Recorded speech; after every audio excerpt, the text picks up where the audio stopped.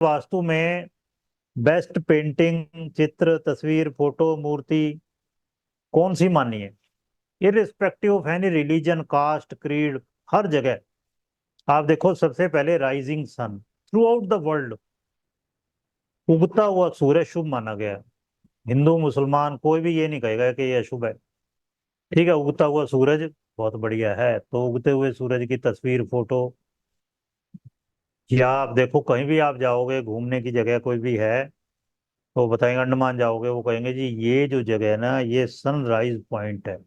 सुबह सुबह सब लोग भाग लेते हैं वहां, सारे टूर ऑपरेटर वहां ले जाते हैं, हजारों लोग इकट्ठे हो जाएंगे। तो उगता हुआ सूरज हमेशा बहुत बढ़िया है।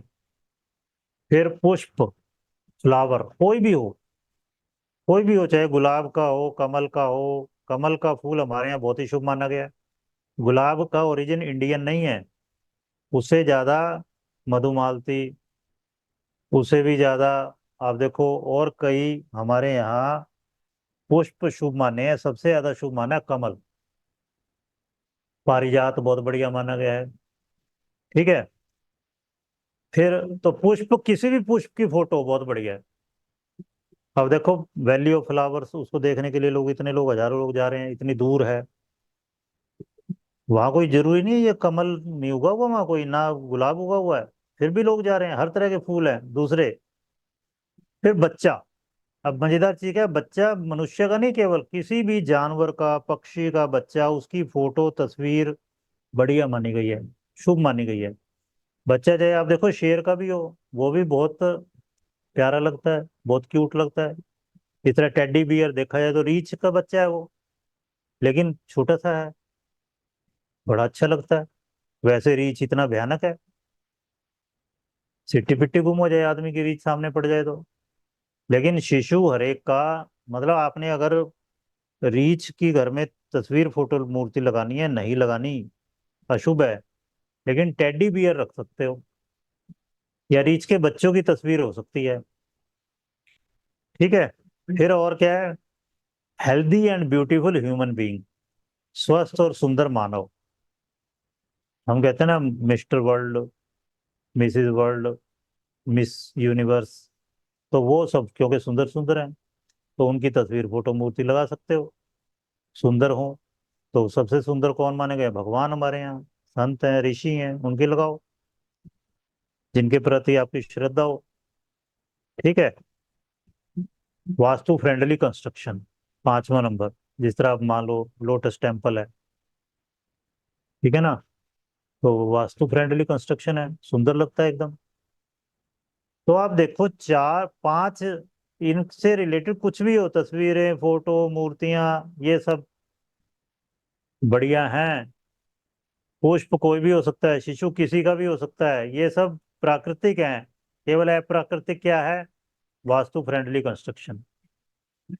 मैन मेड यही है वास्तु फ्रेंडली, बाकी सब भगवान ने बनाए हुए हैं ये सब। तो वास्तु फ्रेंडली, तो जब वास्तु फ्रेंडली होगा, ये भी नेचर के नजदीक हो जाएगा, बहुत काफी हद तक नेचुरल हो जाएगा ये। जब वास्तु के हिसाब से बनाओगे, वास्तु में क्या है, प्रकृति का पूरा ध्यान रखा जाता है, पंच महाभूतों का पूरा ध्यान रखा जाता है। पंच महाभूत यानी प्रकृति।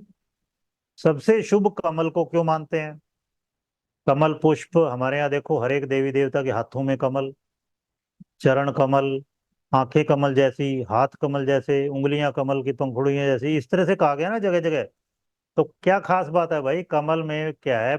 आठों दिश, दसों दिशाएं हैं बल्कि, कमल में गया है, दसों दिशाएं उनका प्रतीक है कमल। कैसे? अष्ट दल कमल सबसे शुभ माना जाता है, मतलब आठ पंखुड़ियां यानी आठ दिशाएं। फिर ऊपर की ओर कमल की, जब बंद हो जाता है कमल की पंखुड़ियां, ऊपर की ओर खिल रही हैं। ऊपर के आकाश, नीचे वो जमीन में जुड़ा हुआ है, कीचड़ में नीचे, पाताल में। तो 10 दिशाएं हो गई। पांचों तत्व इसी में समाहित हैं। पांचों तत्व क्या है? पृथ्वी में जुड़ा हुआ है ये, और फिर जल है, जल और पृथ्वी मिलकर कीचड़ बनाते हैं, उसी में कमल खिलता है। सूर्य की किरणों में ये खुल जाता है, रात में बंद हो जाता है कमल, हवा में झूलता है, खुले स्थान में खिलता है, आकाश तत्व। तो पंच महाभूत हो गए सारे इसमें। फिर गुलाबी रंग का है, वो शुभ माना गया है। गुलाबी रंग क्या है? दिव्य प्रेम का प्रतीक है, परम प्रेम का, भगवान से प्रेम। गुलाबी रंग होता है, रेड में थोड़ा व्हाइट मिला दोगे तो गुलाबी हो जाता है, वो बहुत बढ़िया कलर माना गया है हमारे यहाँ। फिर कीचड़ में जड़ें हैं इसकी। ठीक है, तो हम हर कोई व्यक्ति कीचड़ में पैदा हो रहा है, माँ के गर्भ में है, वहां से हम बाहर आते हैं। और फिर धीमे धीमे क्या कहा जाता है कि भाई परम ज्ञान को प्राप्त करो, समाधि को प्राप्त करो, जिसे संभोग से समाधि कहा है ओशो ने। Sex to super consciousness, sex क्या कीचड़ है।